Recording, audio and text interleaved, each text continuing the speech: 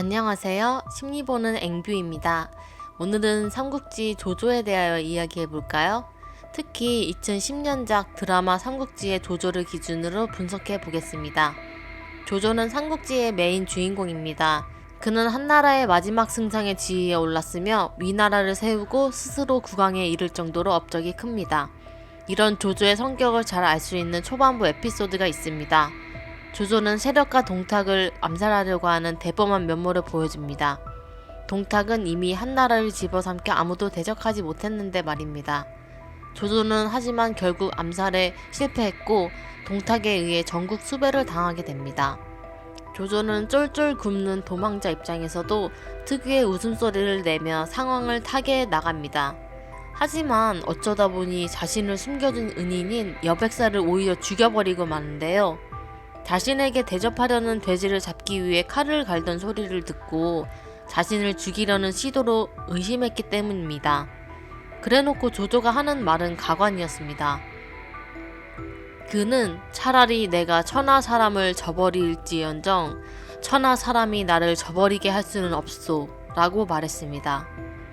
그런 짓을 저지르고도 조조는 일말의 후회도 느끼지 않았다고 유추해볼 수 있는 대사입니다. 조조는 도대체 무슨 생각으로 저런 말을 했을까요? 과연 조조에게는 사이코패스 같은 면이 있는 걸까요?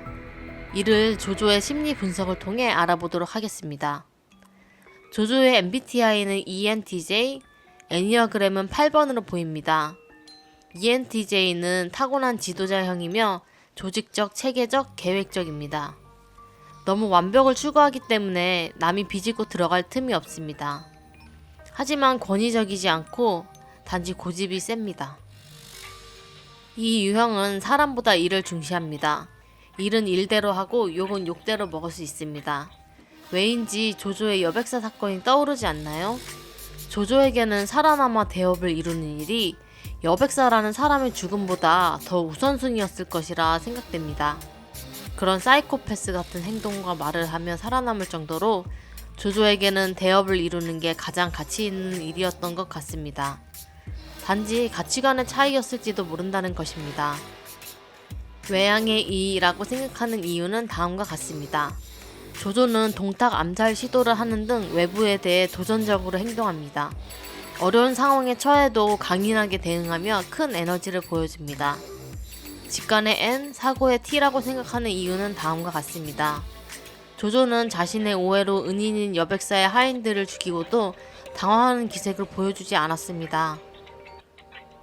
오히려 여백사까지 처리할 정도로의 논리적인 행동을 취합니다. 이는 향후의 생계 위협을 불식시키려는 전략적인 행동이었습니다. 판단의 제의라고 생각하는 이유는 다음과 같습니다. 조조에게는 동탁을 암살하려는 계획 등 여러가지 계획이 많아 보입니다. 또한 대업이라는 목표를 향해 단호한 태도로 전진해 나가려고 합니다.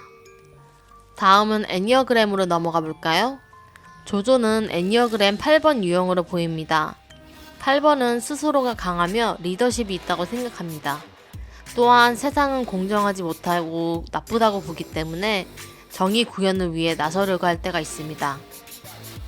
조조가 동탁을 암살하려고 했던 이유도 이러한 8번이었기 때문이겠습니다.